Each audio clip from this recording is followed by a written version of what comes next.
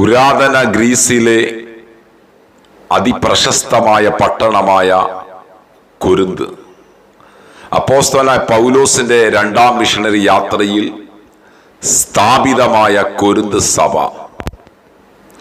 തത്വജ്ഞാനികളും വിവേകികളും സമ്പന്നന്മാരും ശക്തന്മാരും അറിവുള്ളവരുടെയും വലിയ കൂട്ടമായിരുന്നു കൊരിന്തിലെ സഭയിൽ.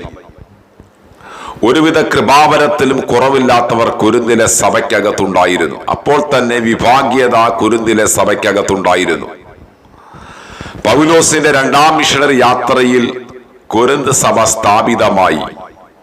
പൗലോസ് നട്ടു, അപ്പല്ലോസ് നനച്ചു, വളർത്തിയ ദൈവമാണ്. അപ്പോൾ തന്നെ കൊരിന്തിലെ സഭയിൽ ആ പട്ടണത്തിന്റെ പല പാപങ്ങളും സഭയ്ക്കകത്തേക്ക് കയറി.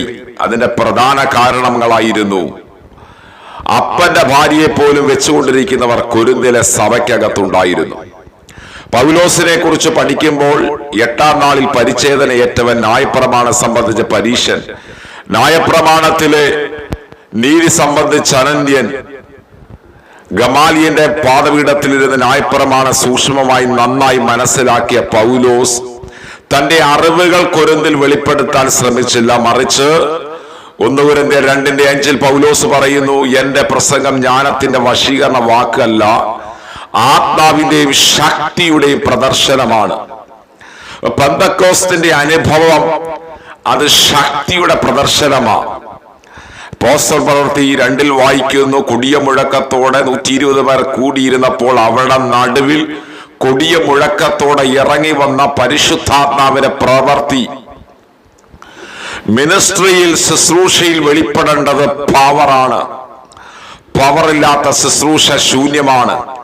യേശു കർത്താവ് തന്റെ ഓരോ വചന ശുശ്രൂഷയ്ക്കകത്തും ദൈവിക വിടുതലുകൾ വെളിപ്പെടുമായിരുന്നു.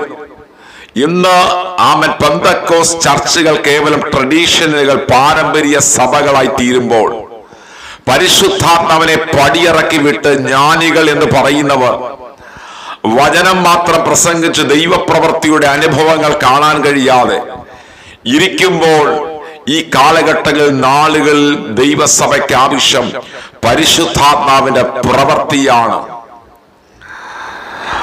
ആമേൻ, ഹല്ലേലൂയ, സ്തോത്രം. അങ്ങനെയുള്ളവർ നമ്മുടെ നടുവിൽ നിന്ന് എഴുന്നേൽക്കേണ്ട കാലഘട്ടം. പൗലോസ് പറയുന്നു, എന്റെ പ്രസംഗം ജ്ഞാനത്തിന്റെ വശീകരണ വാക്കല്ല, ആത്മാവിന്റെയും ശക്തിയുടെയും പ്രദർശനമാണ്.